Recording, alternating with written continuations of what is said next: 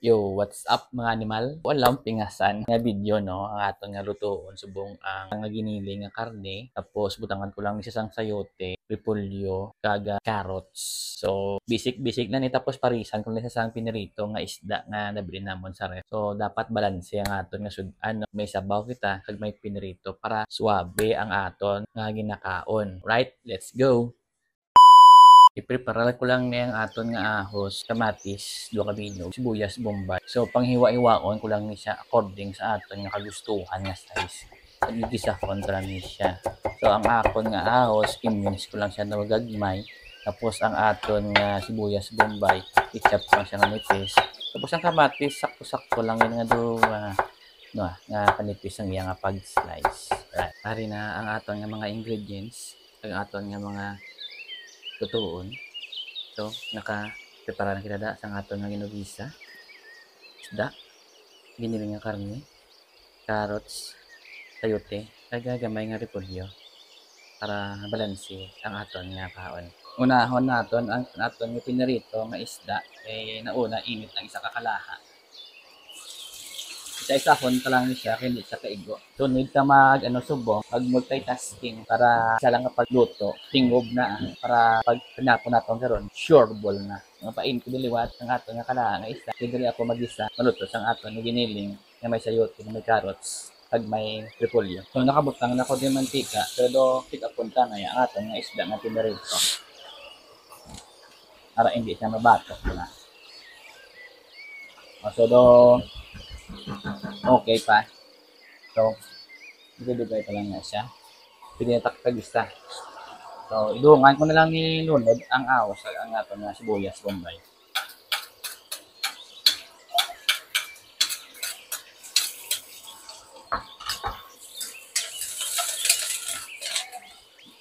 Gisahon ka lang ni siya na mag-aromatic. Ang iyang humot. Ito po sa firme ang isda ta na. Tawag nato nga multitasking. Minidikit siya gawa, buta, no? Non-stick pero minidikit siya. So, hindi siya perfect ang mga non-stick. Pinta kong ginagamit yung sa adab na. So, isa natin.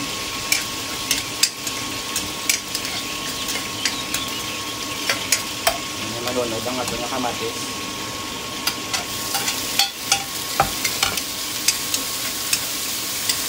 Lutoon ka na din sa gamay. Tapos inumod natin ng ating gililing ng karne. Mixer ka nga gaduga karamandize ang ating kamatis. Okay. So, tuyo na siya. So, ang ating gililing ng karne.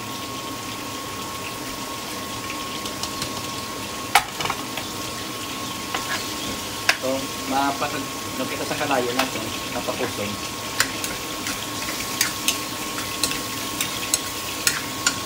Kapag naman mo patumbo-tumbo, patumbuon niya. Kung hindi mo makabalo, huwag na lang. Ha?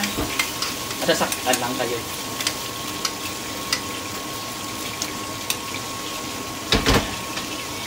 O para lang sa mga malalakas nila lang. Char lang. So ang atong isda, tulad na awon. Ha? Nice. So not perfect din no? San ano ka non-stick. Hindi ka ma-perfect na madikit din siya. Siguro ang isda, medyo basa. Nagprito ko ginasa basting.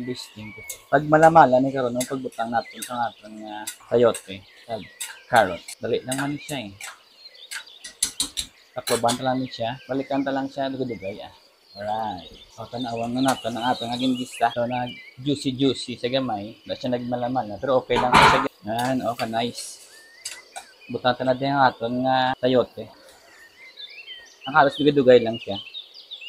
Panahon talaga ng serious. Kaya amo ning medyo kulukid ko. Sige sahon ta lang. Abot lang kita di gamay nga fish sauce. Gamay nga asin. Chicken powder gamay lang. Ground black pepper gamay lang ha. Nice. Make sure ka siya na spread out ha. Abot lang kita di gamay nga tubig lang. Sakto lang bala nga pampadunot sang kamatis. Hindi siya nga suabe ganyan. Hindi ko na siya pagtakloban para hindi malata ang sayote. triple siya. Alright. So timing yun no, nalubat ang ako ng microphone. Sinsya nyo lang ako nga kinig ng medyo hinay ha. So timing nga ako ang aton, kaya nga kamatis, nagdurot-durot na. Ibutang na natin yung aton nga carrots. Butang pa naman ang aton nga repolyo. Lutoon pa lang siya. Kaya ito bukal-bukal na siya. Champion na natin. Karoon ito lang siya nilawan. Kung ang aton nga repolyo, luluto na bala. Kung kilawan ito siya subong, dito ito pa na matansyal ang iyagin nga sabor. Kasi magsala bala ang aton kong plato. Bilugay ito lang sa timplahon. So timing, gabukal-bukal na siya. Timing man din nga aton nga pinarito nga isda. Naluto naman.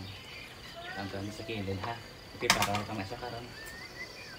So pag bukal-bukal na, muna pag tilaw ta kung medyo last eye pa, utangan kaliwat asin.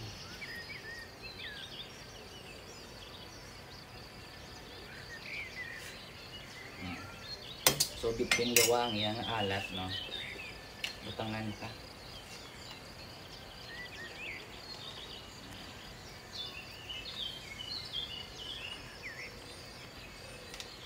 Kung mas madugang kita di liwat chicken powder para swag. Nice. Pampabasko. Kinawan kaliwat.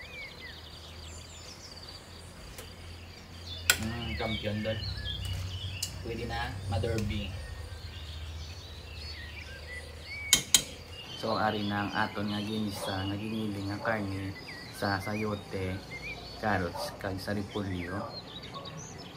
Nan pampagana gini sa mga kabataan nga gastart pa lang yang magkaon sa nga gulay o itan. So para hindi sila masubukan, parisan naman din siya sa pinarito nga isda or wala kang isda, pinarito nga baboy, pork chop or pinarito nga manok. Intabunan ko niyo itong perte balas ko sa luto. Tanawa balawnan, diba?